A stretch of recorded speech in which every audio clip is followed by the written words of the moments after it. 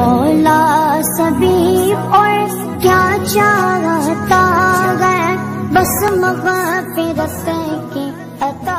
چاہتا۔ جماعت کے چاروں امام اس بات پر متفق ہیں،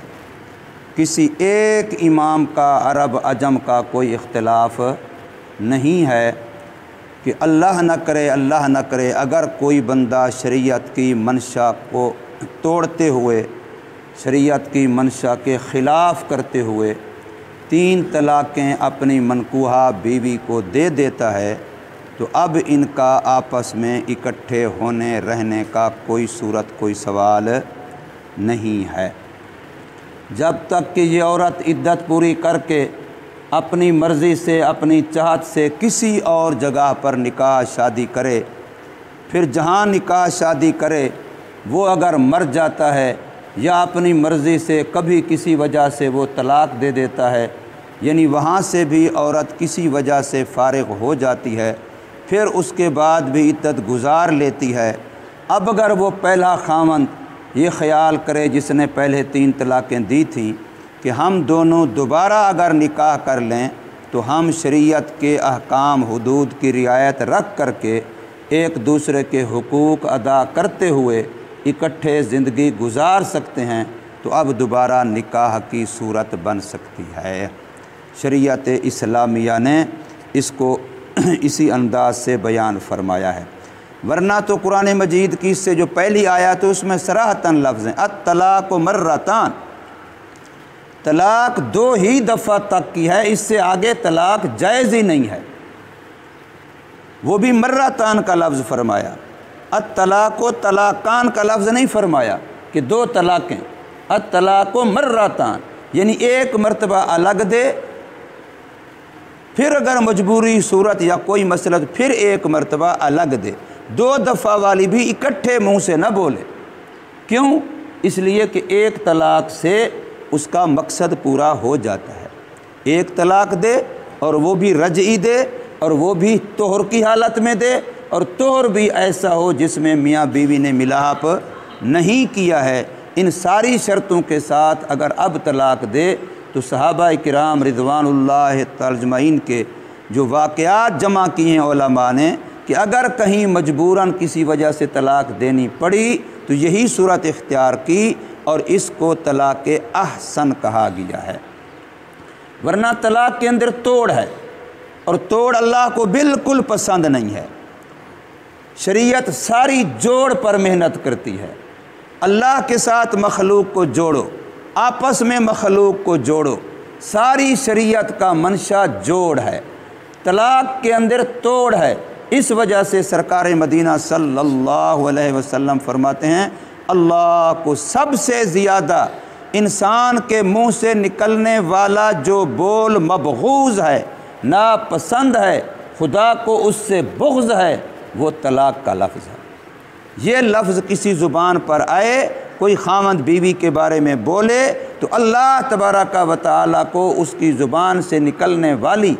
گالیاں، چغلیاں، غیبتیں اور گندے سے گندے الفاظ وہ بھی ناپسند ہیں، لیکن طلاق کا لفظ ان سب کے مقابلے میں زیادہ ناپسند ہے، اس لیے کہ اس کے اندر توڑ ہے اور شریعت اسلامیہ کے اندر جوڑ ہے۔ اب ہمارا معاملہ یہ ہوتا ہے کہ چونکہ ہم اللہ سے پہلے ٹوٹ چکے ہوتے ہیں، اللہ سے جڑے ہوئے ہوتے نہیں ہیں، اس وجہ سے پھر میاں بیوی میں بھی توڑ کا ذریعہ بنتے ہیں۔ جب رب سے ٹوٹے ہیں تو پھر آپس میں گھر کے اندر بھی ٹوٹ پیدا ہوتی ہے، اگر رب سے جڑے ہوئے ہوتے تو پھر گھر کے اندر بھی جوڑ پیدا ہوتا، پھر گھر کے اندر توڑ پیدا نہ ہوتا۔ نبی پاک صلی اللہ علیہ وسلم نے اللہ تبارک و تعالی سے مانگنے کے جو طریقے ارشاد فرمائے ہیں، اللہ کی رحمت کو، اللہ کی ذات کو، اللہ کی صفات کو اپنی طرف متوجہ کرنے کے لیے، جس کو ہم عربی میں ندا کہتے ہیں، منادا کہتے ہیں، یا اللہ، یا رب۔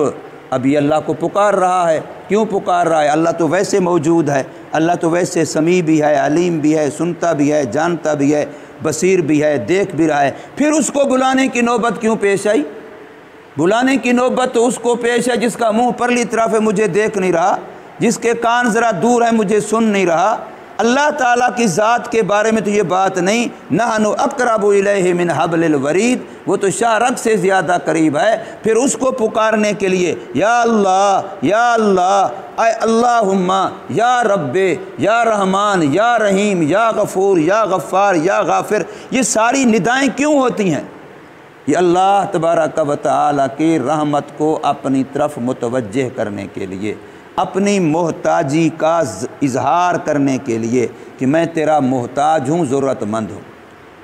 नबी पाक सल्लल्लाहु अलैहि वसल्लम ने इसका एक अंदाज़ ये इरशाद फरमाया, अल्लाहुम्मा या मुफ़त्तिहल अबवाब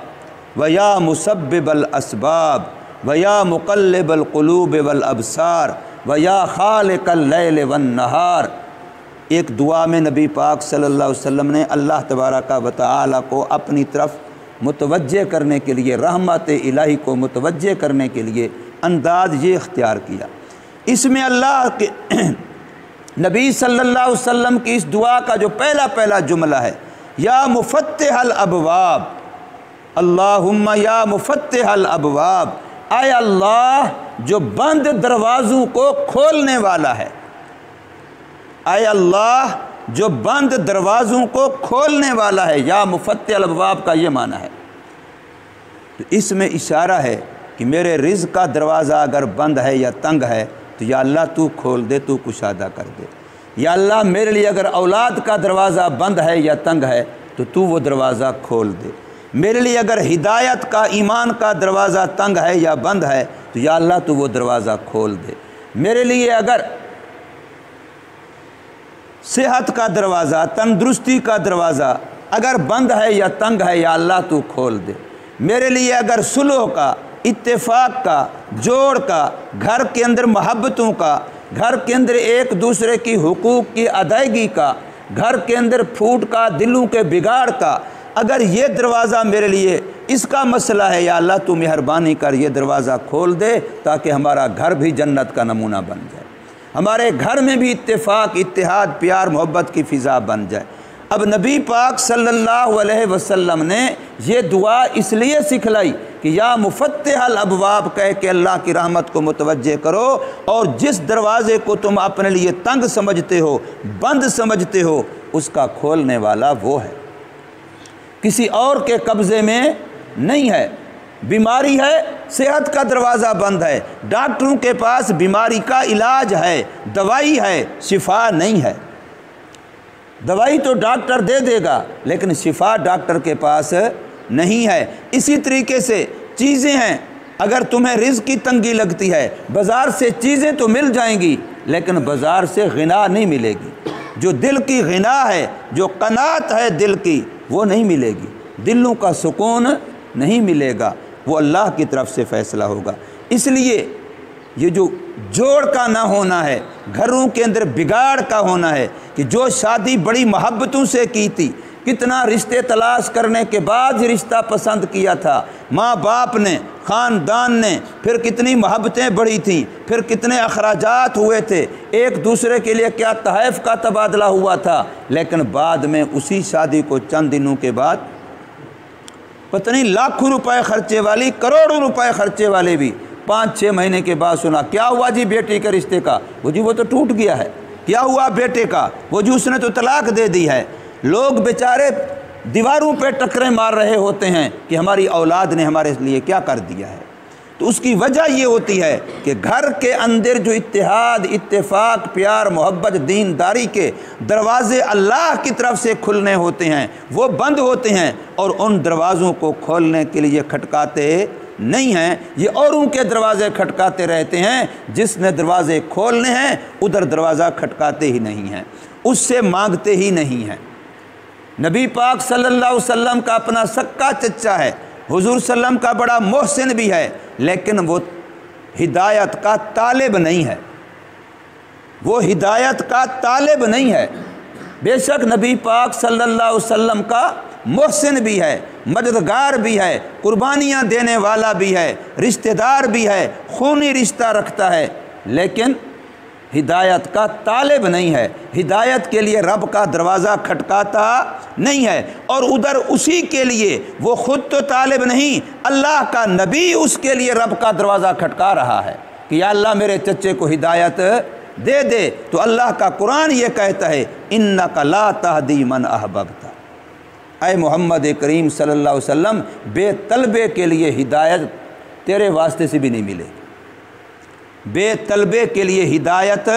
تیرے واسطے سے آپ کے مانگنے پر بھی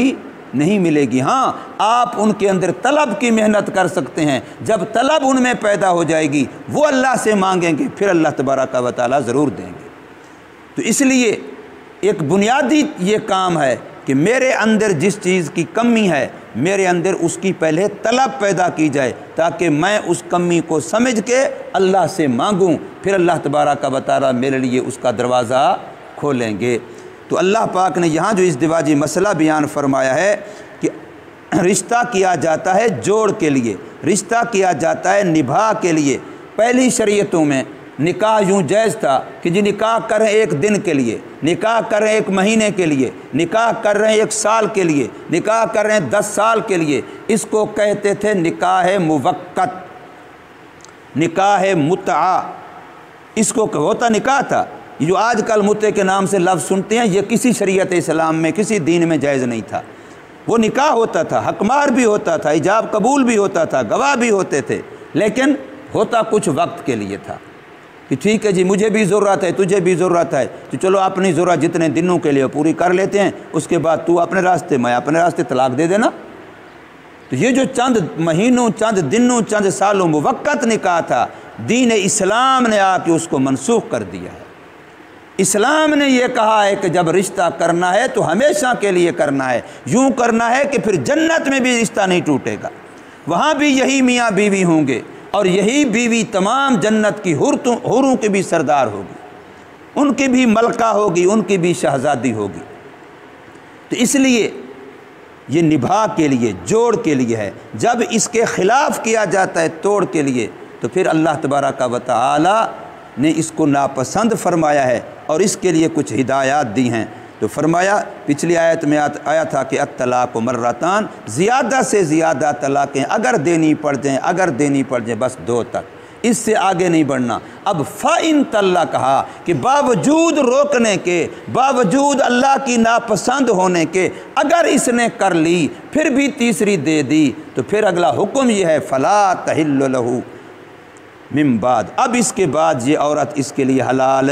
نہیں ہے حتیٰ تنکحہ زوجن غیرہ، جب تک یہ اور جگہ پر نکاح نہیں کرے گی۔ کئی سارے لوگ عقلیات میں ایک تو یہ کہ جب ناجائز ہے تو پھر ہوتی کیوں ہے، پھر ناجائز تو قتل بھی ہے، پھر قتل کرتے ہیں تو ہو کیوں جاتا ہے، ناجائز تو گالیاں دینا بھی ہے لیکن دینے سے ہو جاتی ہیں، ناجائز تو کسی کو تھپڑ مارنا بھی ہے، مارتے ہیں تو لگ جاتا ہے، ناجائز تو چوری کرنا بھی ہے لیکن جب چوری کرتے ہیں تو مال تو اس کے گھر سے چلا جاتا ہے۔ اب ناجائز کا معنی یہ تو نہیں ہوگا کہ وہ فعل مؤثر ہی نہیں ہوگا،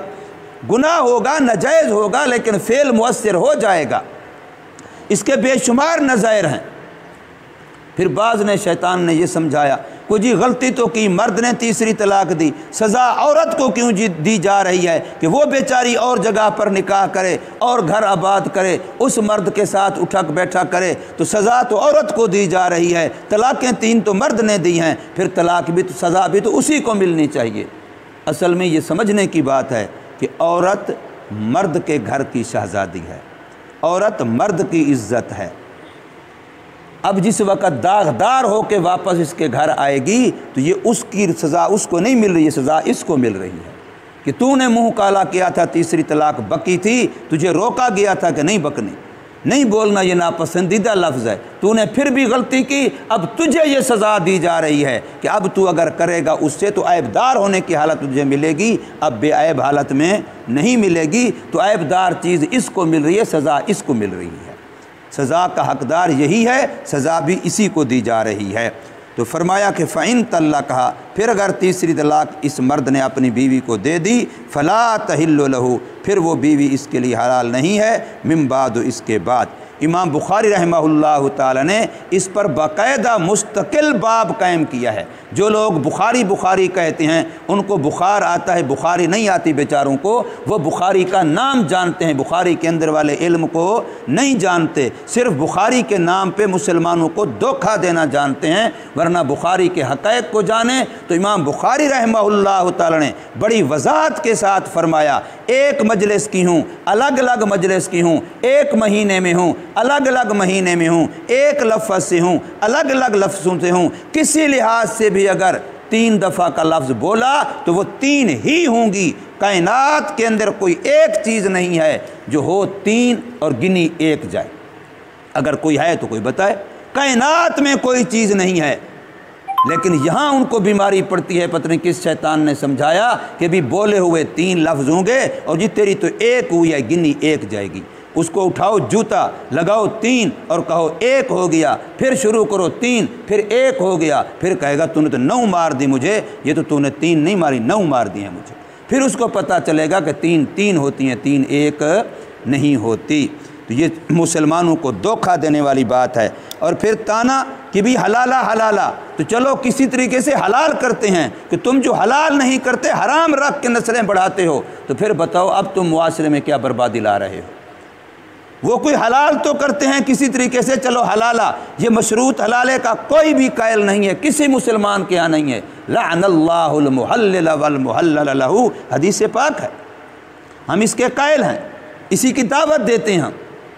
मशरूत तरीके से निकाह करना जी घंटे 2 घंटे, ये भी मैं अर्ज़ कर रहा हूँ इस्लाम के अंदर नाजायज़ है, मनसूख है, कोई इसकी गुंजाइश नहीं है। लेकिन इसका मतलब इसके मुकाबले में तुम ये दरवाज़ा खोलो कि भी 10 तलाक़ें हूँ, 3 तलाक़ें हूँ, 4 तलाक़ें हूँ, लो जी बस तेरे लिए हलाल है, जा नस्ल बढ़ा, तो वो हराम की नस्ल होगी, वो हलाल की नस्ल नहीं होगी। तो फरमाया हत्ता तनकिहा ज़ौजन गैरा, यहाँ तक कि बीवी दूसरी जगह निकाह करे, फिर अगर वो दूसरी निकाह वाला तल्ला कहा इसको तलाक दे दे, फ़ला जुनाह अलैहिमा, फिर इन पहले मियाँ बीवी पर कोई गुनाह नहीं, अन यतराजा, कि दोबारा आपस में इकट्ठे होकर निकाह करें, लेकिन इस शर्त के साथ इन ज़न्ना अन युकीमा हुदूदल्लाह, कि अब हम दोबारा एक दूसरे के हुकूक अदा करके इकट्ठे रह सकेंगे। वतिल का हुदूदुल्लाह, और ये अल्लाह के अहकामात, अल्लाह की हदें हैं जिनको अल्लाह पाक बड़ी वजाहत से बयान फरमाते हैं। लेकिन फ़ायदा किनको होता है? लिक़ौमी यअलमून, ऐसे लोगों के लिए जो जानते हैं। अल्लाह तबारक व तआला समझ नसीब फरमाए, अमल की तौफ़ीक़।